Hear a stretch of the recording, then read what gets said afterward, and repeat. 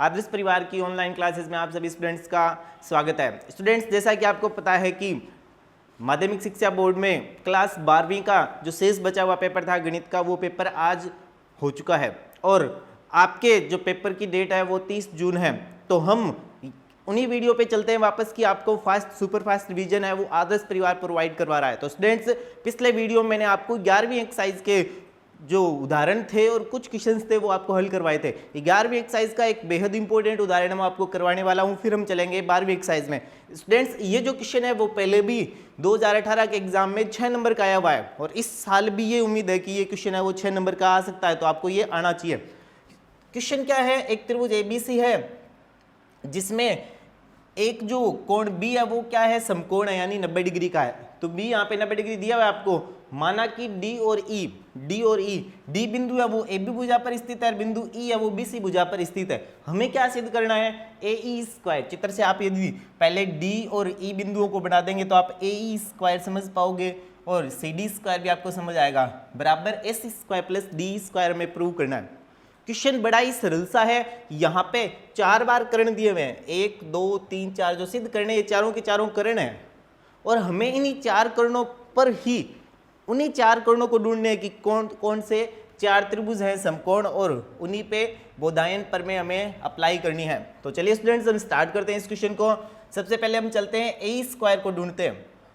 यदि हम ए स्क्वायर को ढूंढेंगे तो जिसको मैं डार्क कर रहा हूं वही वाला ट्राइंगल लेना है, क्योंकि ए स्क्वायर हमें यहीं से प्राप्त होगा।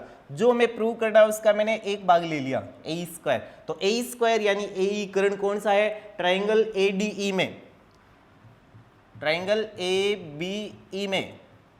इसमें चलते हैं हम और कौन सी लगाते हैं, हमारी बोधायन प्रमेय लगाते हैं। बोधायन प्रमेय क्या कहती है, कर्ण स्क्वायर और आधार स्क्वायर प्लस लंब स्क्वायर। ये जो यहाँ इसने आंसर कर रखा है उसके अनुसार ये वाला त्रिभुज ए बी ई में A B square plus B square, ठीक है। तो समीकरण 1 बन जाएगी कि ए स्क्वायर बराबर A B square plus B square. कौन सी प्रमेय, बोधायन प्रमेय।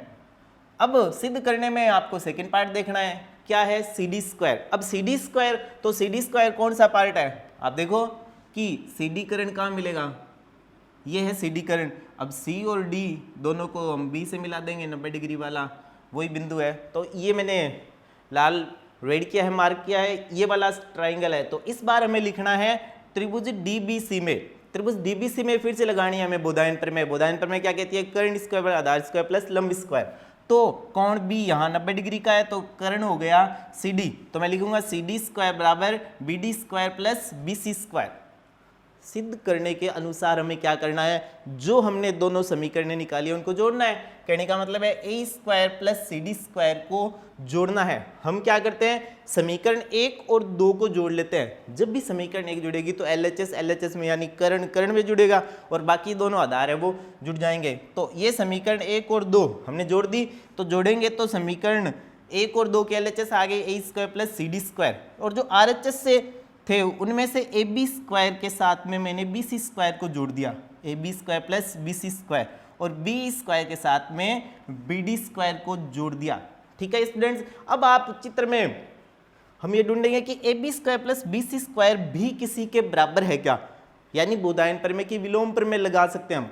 ए B square plus B C square, तो चित्र में देखते हैं हम A B square plus B C square.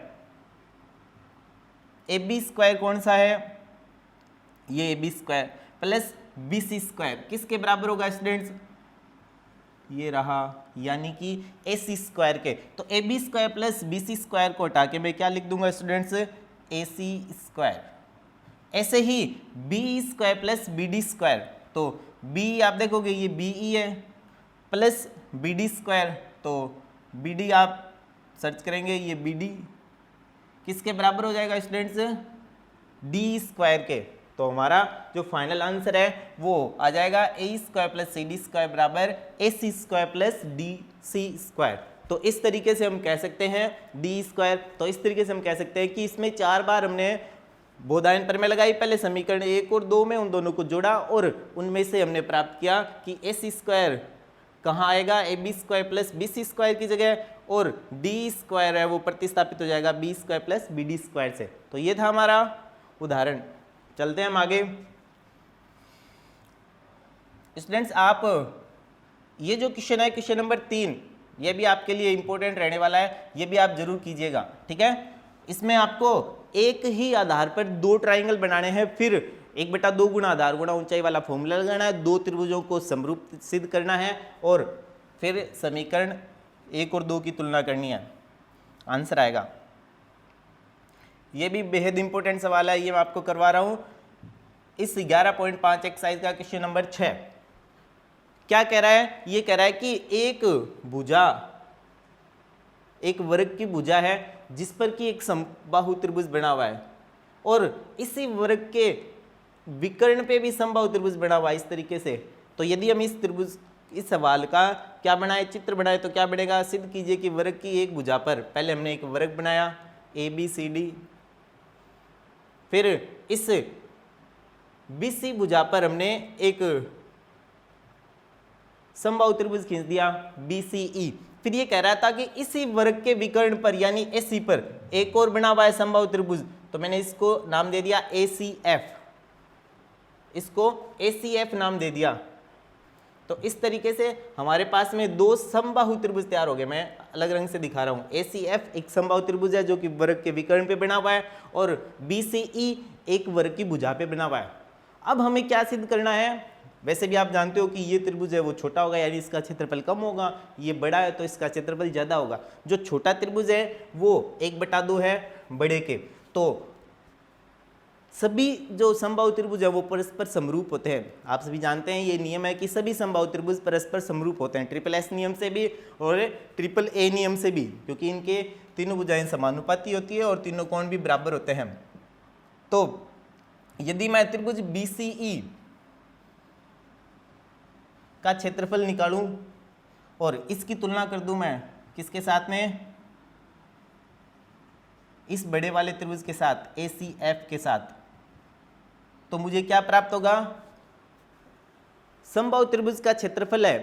क्योंकि ये दोनों त्रिभुज परस्पर समरूप हैं और समरूप त्रिभुजों में क्षेत्रफल वाली प्रमेय लगती है, हमें कहता है कि समबाहु त्रिभुज हो चाहे कोई सा भी दो त्रिभुज हो, यदि दोनों समरूप है तो इनकी संगत भुजाएं समानुपाती होगी और इनकी संगत भुजाओं, इन दोनों त्रिभुजों के क्षेत्रफलों का अनुपात इनकी संगत भुजाओं के अनुपात के वर्ग के बराबर होगा। तो इसका मतलब एरिया ऑफ BCE का अनुपात एरिया ऑफ ACF के साथ क्या होगा, इनकी संगत भुजाओं के अनुपात के वर्ग के बराबर होगा। हमने प्रमेय लगा दी। तो इसका मतलब BCE की यदि हम एक भुजा लें BC और ACF की हम एक भुजा लें AC, इनके अनुपात के वर्ग के बराबर होगा। अब जो BC है वो तो क्या है, वर्ग की भुजा है और AC क्या है, वर्ग का विकर्ण है। अब आपको ये याद होना चाहिए वर्ग का विकर्ण और वर्ग की भुजा के बीच में क्या संबंध होता है। तो वर्ग का विकर्ण है उसका फॉर्मूला होता है, क्या होता है, भुजा √2। ऐसा हम आगे 15वीं एक्सरसाइज में भी काम लेंगे। आप पिछले वीडियो देखिए, उसमें मैंने कराया हुआ है क्वेश्चन कि वर्ग का विकर्ण क्या होता है, भुजा √2। कहने का मतलब है कि यहाँ पे BC तो BC रहेगा, AC का मान है वो कितना हो जाएगा, BC √2, क्योंकि एक वर्ग की सभी भुजाएं बराबर होती है। तो मैं इस AC को ये लिख सकता हूँ AB √2 क्योंकि भुजा √2 है, और BC √2 भी लिख सकता हूँ क्योंकि AB और BC भी बराबर हैं, CD √2 AD √2। लेकिन इस सवाल की आवश्यकता के अनुसार हमें इसको क्या लिखना है, BC √2, और दोनों पे क्या लगानी है, हमें स्क्वायर लगानी है। अब स्क्वायर लगाएंगे आंसर आएगा BC स्क्वायर, BC की स्क्वायर और BC √2 की स्क्वायर आ जाएगी 2BC स्क्वायर, इन दोनों की तुलना हो जाएगी और √2 की स्क्वायर होगी तो 1। तो आंसर हमारे पास में क्या प्राप्त हुआ कि जो वर्ग की भुजा पर बना त्रिभुज है उसका क्षेत्रफल क्या होता है, आधा होता है।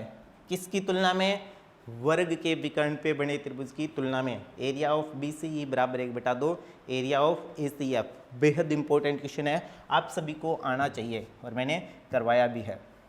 स्टूडेंट्स अब हम चलते हैं 12वीं एक्सरसाइज की तरफ, यानी कि वृत्त की एक्सरसाइज। वृत्त वाली जो एक्सरसाइज है उससे 1 नंबर का छोटा क्वेश्चन है वो भी आ जाता है, यानी आपको इसकी परिभाषाएं भी याद होनी चाहिए। वर्ग के बाद भी हम चलते हैं वृत्त पर। 12वीं एक्सरसाइज में चल रहे हैं हम।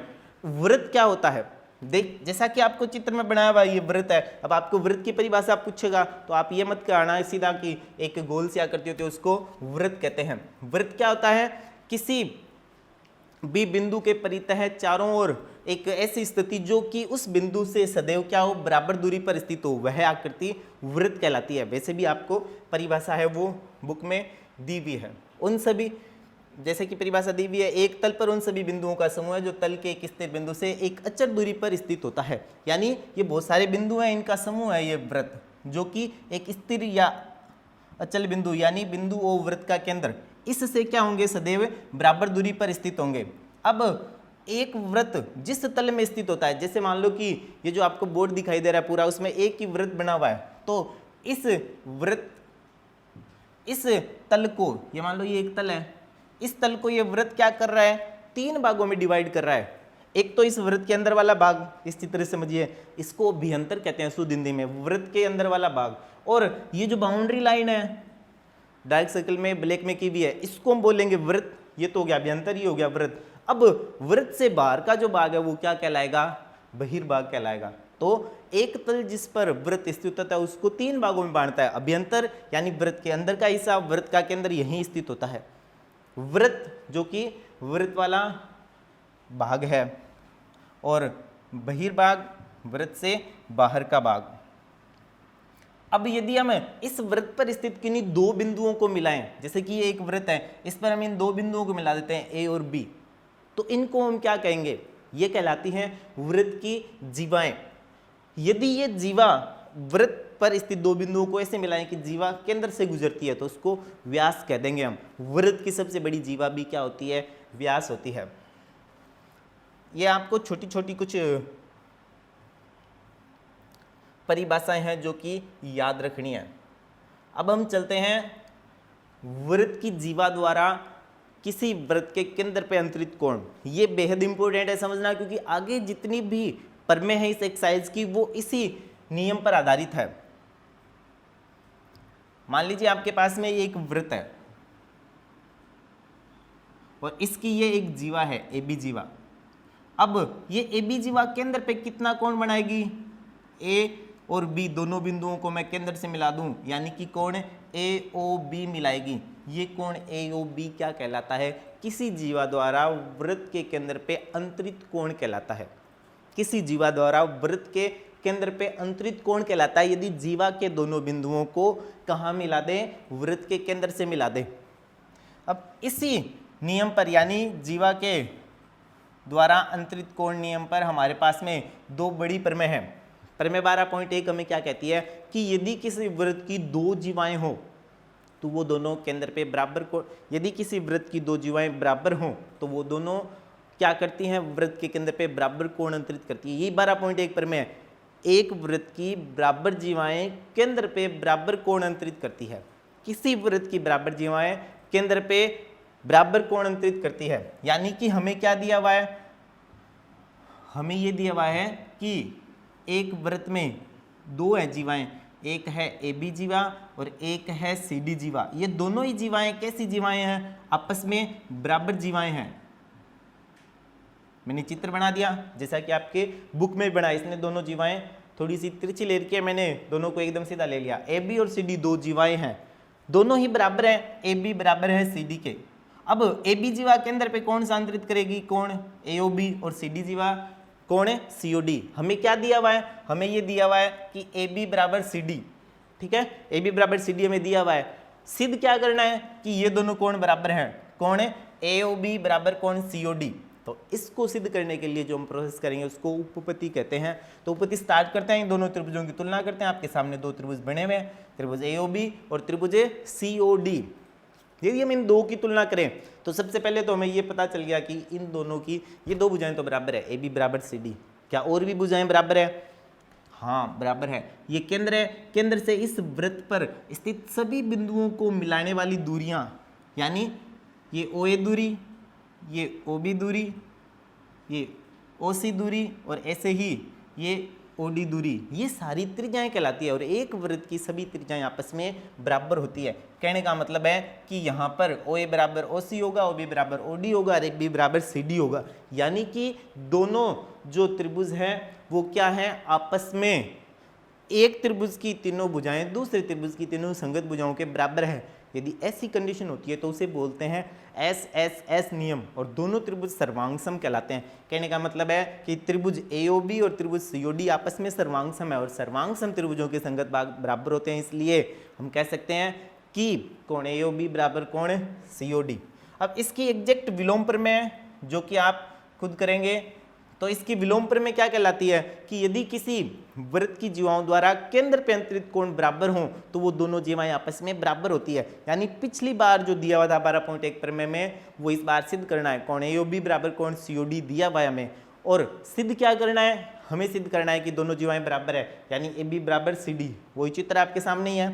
तो ये दो वृत्त कि जीवाएं AB और CD हमें इन्हें बराबर सिद्ध करना है, और हमें ये दिया हुआ है कि AOB बराबर COD। ये दो कोण हमें दिए हुए हैं, और दोनों कौन कौन सी, OA बराबर है OC के और OB बराबर है OD के, क्योंकि ये तो त्रिज्याएं हैं, चारों आपस में बराबर है, लेकिन एक त्रिभुज की भुजा दूसरी के बराबर लिखनी है हमें। तो OA बराबर OC और OB बराबर OD। इसका मतलब हुआ कौन सा नियम लग गया, दो तो भुजाएं और उन्हीं के बीच का कोण, यानी SAS नियम। SAS नियम से दोनों त्रिभुज क्या है, सर्वांग सम है, और सर्वांग सम त्रिभुजों के क्या होते हैं, संगत भाग बराबर होते हैं, यानी संगत भुजाएं बराबर होती है। AB बराबर CD। यदि हम किसी वृत्त की जीवा पर वृत्त के केंद्र से लंब डाल दें, जैसे कि आपके सामने चित्र बना हुआ है, ये वृत्त है और AB इसकी जीवा है। यदि इस AB जीवा पर वृत्त के केंद्र से, केंद्र O से इस जीवा पर हम लंब खींच दें, AB पर हमने लंब खींच दिया OM लंब, तो क्या होगा स्टूडेंट्स, यही बताने वाली 12.3 प्रमेय है। क्या प्रमेय है कि एक वृत्त के केंद्र से जीवा पर डाला गया लंब जीवा को आधा आधा बांटता है, यानी समद्विभाजित करता है। यही 12.3 प्रमेय है। चित्र से बता रहा हूं आपको कि AB जीवा है और वृत्त के केंद्र O से इस जीवा पर OM लंब खींचा हुआ है, तो ये OM लंब क्या करेगा, जीवा यानी AB को आधा आधा बांट देगा। हमें यह सिद्ध करना है AM बराबर BM, और क्या दिया हुआ है, OM लंब है AB पर, और AB क्या है, एक जीवा है। अब हमने यहाँ पे लंब खींचा, इसका मतलब ये दोनों कोण आपस में क्या है, 90-90 डिग्री के बराबर हैं, और हमें सिद्ध क्या करना है कि AM बराबर BM। दोनों त्रिभुज, क्योंकि दोनों 90-90 डिग्री के हैं, तो दोनों त्रिभुज RHS नियम से, जब भी दो समकोण त्रिभुजों की तुलना होगी हमेशा ही RHS नियम हमें सर्वांग समता के लिए काम लेना है, यानी 12.3 में ये नियम काम आएगा। तो दोनों त्रिभुजों में RHS यदि हम नियम लगाएं, तो RHS नियम के अनुसार यहाँ पे 90 डिग्री का कोण, यहाँ 90 डिग्री का कोण, पहला R, यानी R का मतलब होता है कर्ण। कर्ण क्या है, इस 90 डिग्री के सामने की भुजा OA, इस 90 डिग्री के सामने की भुजा यानी OB। क्या ये दोनों बराबर हैं, यदि हैं तो कारण बताइए, दोनों बराबर हैं, OA बराबर OB। कारण क्या है, दोनों ही वृत्त की त्रिज्याएं हैं। ये लीजिए हमने R लिख दिया। अब H लिखेंगे RHS में। H क्या होता है, सॉरी R तो होता है 90 डिग्री का कोण, तो R होगा यहाँ पे, मैं इसको 1 नंबर इसको 2 नंबर दूं तो कोण 1 बराबर कोण 2, ये तो हो गया प्रत्येक 90 डिग्री का। अब हम H लिखेंगे, H का मतलब होता है कर्ण, तो कर्ण यहाँ पे दोनों के कर्ण बराबर है, 90 डिग्री के सामने की भुजा M पर सामने की भुजा OA और OB दोनों आपस में बराबर हैं, क्योंकि वृत्त की त्रिज्याएं हैं। एक होता है S, दोनों ही त्रिभुजों में OM दोनों तरफ बराबर है, OM बराबर OM, यानी कि RHS नियम से दोनों त्रिभुज आपस में सर्वांग सम है, और सर्वांग सम त्रिभुजों की संगत भुजाएं बराबर होती है, यानी कि सेपिसिटी नियम से हम ये कह सकते हैं AM बराबर BM। स्टूडेंट्स ये प्रमेय हम आगे चल के बहुत सारे सवालों में काम भी लेनी है। जब भी किसी जीवा पर केंद्र से लंब डालेंगे तो हमेशा ही जीवा क्या होगी, आधी आधी बढ़ जाएगी, तो हम यहाँ कह सकते हैं AM बराबर BM। इसकी विलोम प्रमेय है, प्रमेय 12.4, ये आप खुद कीजिएगा, ये इसकी विलोम प्रमेय है। किसी वृत्त की एक जीवा के मध्य बिंदु को केंद्र से मिलाने वाली रेखा जीवा पर लंब होती है, यानी वहां जो सिद्ध करना था इस बार में दिया हुआ है, और जो दिया हुआ वो इस बार में सिद्ध करना है। 12.5 प्रमेय, ये प्रमेय 10वीं एक्सरसाइज में भी काम आती है, यानी वहां भी इसको सिद्ध करते हैं। क्या प्रमेय कि यदि हम क्या करें, 3 संरेखीय बिंदु ले लें और 3 असंरेखीय बिंदु ले लें, जैसे मान लो आपके पास में ये 3 संरेखीय बिंदु हैं और ये 3 असंरेखीय बिंदु हैं, तो ऐसा कोई भी वृत्त नहीं होगा कि जो इन तीनों संरेखीय बिंदुओं से गुजरे। मान लो मैं ये वृत्त लेता हूँ तो ये ए और बी दो से ही गुजरेगा। ये मैं एक ऐसा और लेता हूँ, इसको यदि मैं सी नाम दूँ तो दो बी और सी से ही गुजरेगा। एक ऐसा भी हम ले सकते हैं जो ए और सी से ही गुजरे। कहने का मतलब है कि ऐसा कोई भी वृत्त होता नहीं है जो 3 संरेखीय बिंदुओं से गुजरे। लेकिन परंतु किंतु यदि आपके पास में 3 असंरेखीय बिंदु हैं तो इन तीनों से गुजरने वाला क्या होता है स्टूडेंट्स, केवल और केवल एक वृत्त होता है। यही प्रमेय है आपकी 12.5 प्रमेय कि 3 असंरेखीय बिंदुओं से गुजरने वाला एक वृत्त होता है। 2017 या 18 के एग्जाम में सेक्शन ए का 1 नंबर का क्वेश्चन आया था इसी प्रमेय पे। क्या पूछा था कि 3 असंरेखीय बिंदुओं से गुजरने वाले वृत्तों की संख्या लिखिए। तो आपको यदि ये प्रमेय है तो आप सीधा उसको आंसर देगा कि ऐसा एक वृत्त होता है। तो इसका विलोम भी इस बार पूछ सकते हैं कि 3 संरेखीय बिंदुओं से गुजरने वाले वृत्तों की संख्या लिखिए। तो आप कितना दोगे, 0 आंसर दोगे। संरेखीय बिंदुओं से गुजरने वाले वृत्तों की संख्या 0 होती है और असंरेखीय वृत्तों से गुजरने वाले असंरेखीय बिंदुओं से गुजरने वाले वृत्तों की संख्या है वो 1 होती है। चलते हैं हम 12.6 प्रमेय की तरफ। जैसा कि आपको नाप से बुक में समझा रखा है कि यदि एक वृत्त की 2 जीवाएं समदूरस्थ हों, यदि एक वृत्त की 2 जीवाएं बराबर हों तो वो केंद्र से समदूरस्थ होती है। यानी कि वृत्त की बराबर जीवाएं केंद्र से बराबर दूरी पर स्थित होती है। तो उस 12.7 इसकी विलोम होगी, केंद्र से बराबर दूरी पर स्थित जीवाएं आपस में बराबर होती है। 12.6 और 12.7 प्रमेय यही कहती है। तो चलिए स्टूडेंट्स पहले हम 12.6 प्रमेय को समझते हैं। क्या दिया हुआ है, वृत्त की समान जीवाएं केंद्र से क्या होती है, समदूरस्थ होती है। यानी 2 जीवाएं हमें बराबर दे रखी है, इनकी केंद्र से दूरी है वो बतानी है कि कैसी होती है। उनकी केंद्र से दूरी भी बराबर होगी। ए बी और सी डी 2 जीवाएं हैं, ये आपस में बराबर है, यानी ए बी और सी डी बराबर दे रखी है।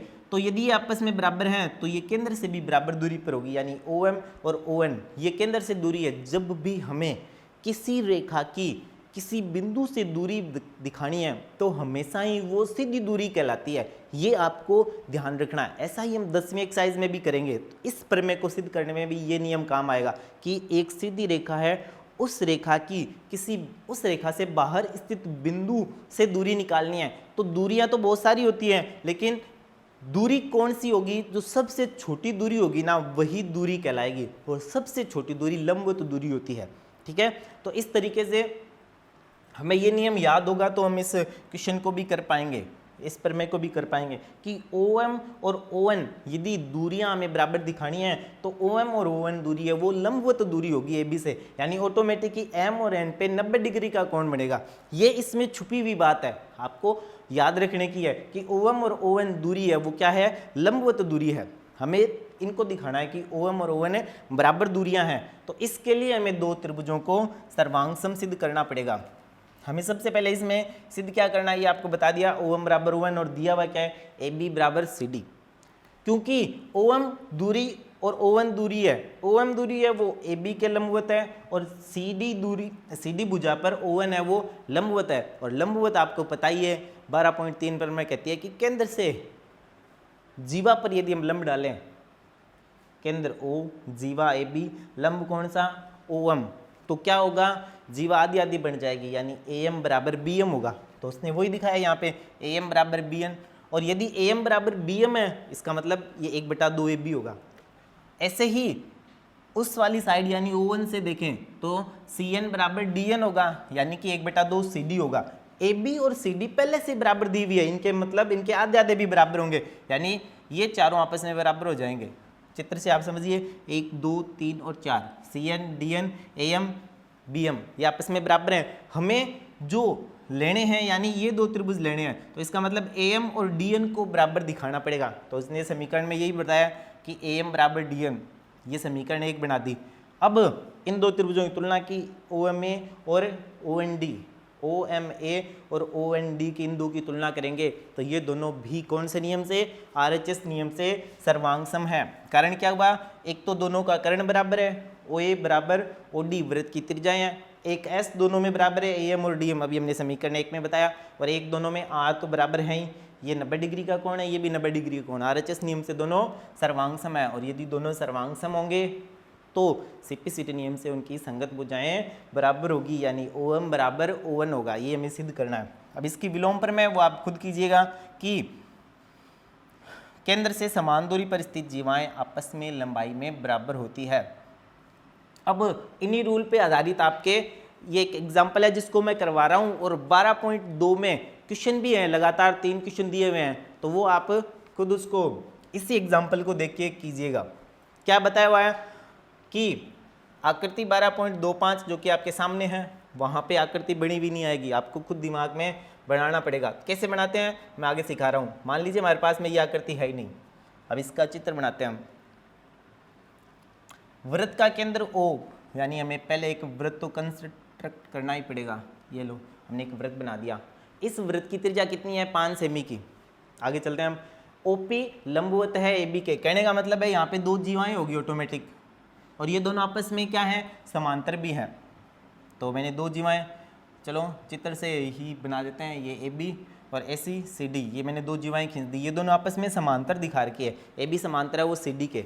यदि ये वृत्त का केंद्र O है तो O से लेकर A तक की जो दूरी है वो O से लेकर C तक की दूरी के बराबर है। कारण आप समझ रहे होंगे, क्योंकि ये वृत्त की त्रिज्याएं हैं, और वो हमें पहले से दे रखी थी, कितनी है? 5 सेमी की। इसका मतलब ये 5 सेमी के बराबर है। ये जो दूरियां हैं वो 5-5 सेमी की हैं। हमें वृत्त की त्रिज्या दे रखी थी। ये क्या कह रहा है कि OP लंब है AB पे, तो ये लो हम लंब खींच देते हैं। ऐसे ही OQ लंब है CD पे, हमने ये 2 लंब खींच दिए। अब जैसे ही लंबवत है तो लंबवत दूरियां, इसका मतलब ये आधा आधा बांटेगी। हमें AB का नाप दे रखा था 8, लेकिन हम क्या कहेंगे? 4-4 बोलेंगे, क्योंकि OP लंब है AB पे, तो 12.3 पर में हमें कहती है कि केंद्र से डाला गया लंब जीवा को समद्विभाजित करता है। ऐसे ही ये CD है वो 6 है, तो 3-3 हो जाएगी, क्योंकि यहाँ पे 90 डिग्री का कोण है तो बोधायन प्रमेय लग रही है। पहले यदि हम इस चित्र में बोधायन प्रमेय लगाएं तो हमारे पास में OP का मान कितना आएगा स्टूडेंट्स? OP क्या है? यहाँ पे लंब है, 5 की स्क्वायर माइनस 4 की स्क्वायर, कहने का मतलब है 25 माइनस 16। हमें PQ ज्ञात करनी है, तो 9, कहने का मतलब है OP का मान आ जाएगा कितना? 3 सेमी।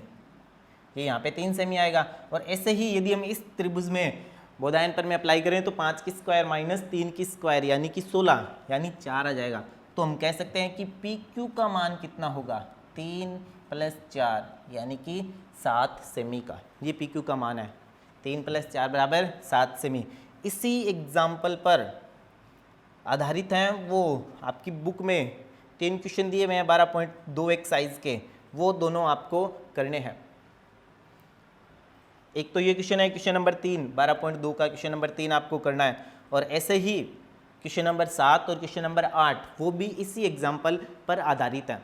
स्टूडेंट्स, बाकी के जो क्वेश्चंस हैं वो हम आगे के वीडियो में करने वाले हैं, यानी 12.3, 4 और 5 के बेहद इंपॉर्टेंट क्वेश्चन। इन वीडियोस को आप अधिक से अधिक शेयर कीजिएगा, बार बार देखिएगा, ताकि हमारा रिवीजन है वो सुपर फास्ट हो सके और हम 30 जून के पेपर में अच्छे से अच्छे, यानी हमारा मिशन 100 है वो सफल कर सकें। धन्यवाद स्टूडेंट्स।